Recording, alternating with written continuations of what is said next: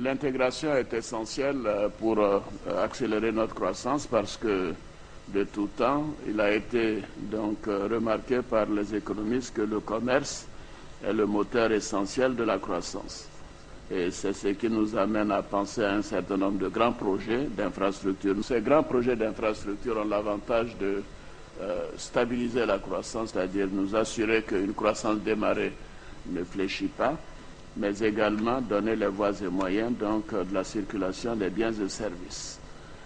L'énergie est également une source essentielle et c'est pour cela que nous avons mis l'accent sur le développement du secteur énergétique dans notre pays et aussi dans la sous-région.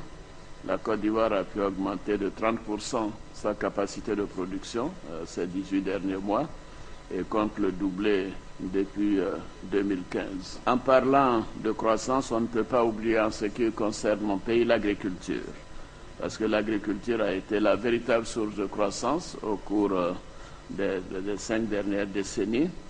La Côte d'Ivoire a été reconnue pendant de nombreuses décennies comme étant un pays modèle en parlant de croissance et d'amélioration des conditions de vie des populations. Et l'agriculture permet non seulement donc la réduction du chômage, mais également une agriculture moderne permet d'aller plus loin vers des industries manufacturières.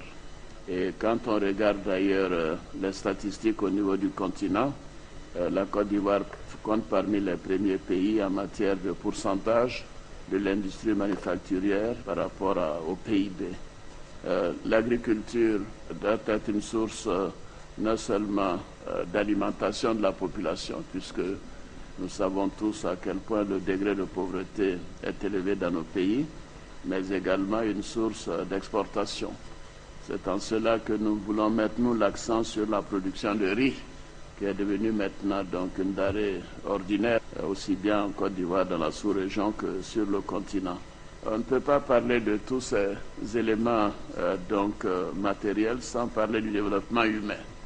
Et je me réjouis des annonces qui sont faites par le président de la JICA concernant les investissements en ressources humaines, la formation, et là également en matière d'avance technologique, tout le monde connaît le rang du Japon et nous serions donc heureux que les autorités continuent d'en faire une priorité par rapport à leurs actions en matière de coopération avec le continent africain.